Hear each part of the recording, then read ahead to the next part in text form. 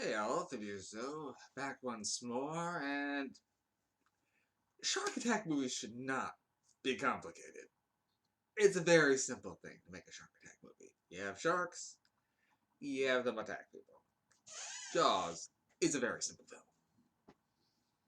Shark Attack, the movie I watched today, it's on that big Mega Shark collection. I forgot to grab the box to brandish at the camera, but it's on that same collection I've been working through. It's not a simple film. I should not be confused by the plot of a Shark Attack movie, especially when the movie's just called Shark Attack. But here we are. So, this one involves a scientist getting an email from his cohort who's working down in Africa studying sharks, and he gets an email saying that, hey, there's something weird going on with this data, take a look. But the email didn't go all the way through because it was interrupted. I mean, it was interrupted by the guy's murder, so there's that. The first kill in the movie was feeding a guy to some sharks. But as it turns out, this area, the sharks are going kind of crazy. And so our intrepid scientist, played by, I think it was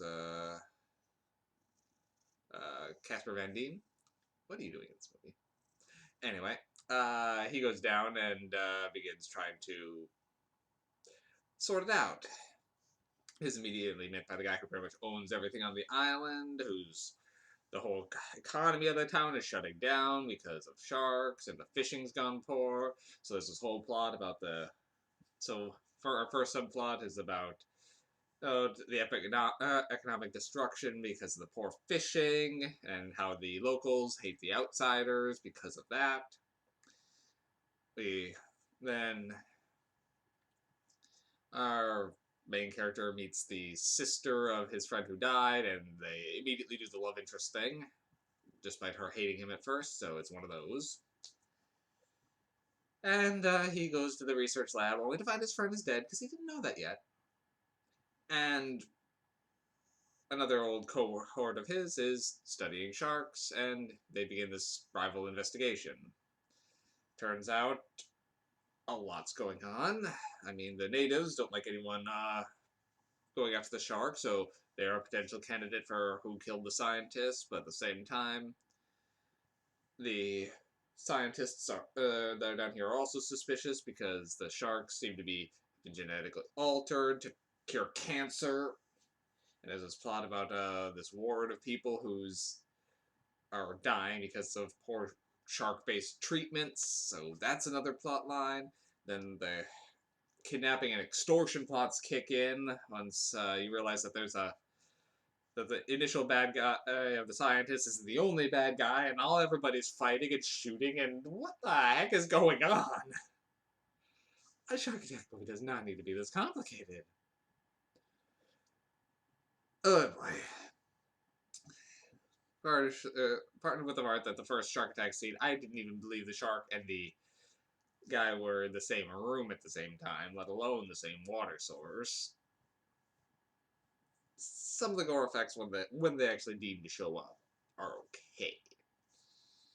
But there's not a lot going on to help this movie. There's only one thing stopping Shark Attack from sinking towards the bottom. And that's Ernie Hudson. Ernie Hudson's in this, and he is always cool. But as soon as you meet him, you just go, yeah, he's the villain. And he was. I mean, they do a decent job of throwing you off a little in the middle because he's the one who owns the island. He's foreclosing on everybody. It's clear he's got the most to gain. But at the same time, he is saying that he would gain more if the shops did stay open because we don't know about his secret oil plot yet. But about halfway through, there's one guy who's can't pay his bills due to his son's medical treatments, and he just needs one more month.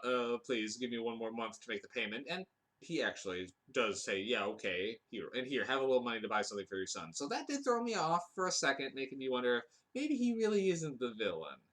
But he did seem like the cigar-smoking villain the whole time.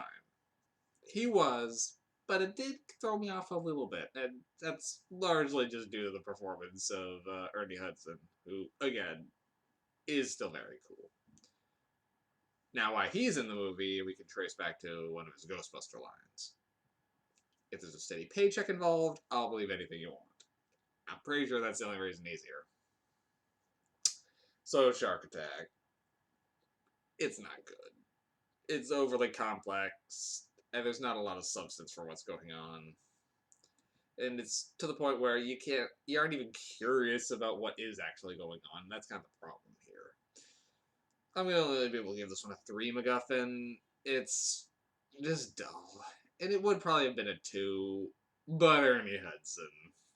He's worth a MacGuffin increase by himself. Alright. That's all for right now. I've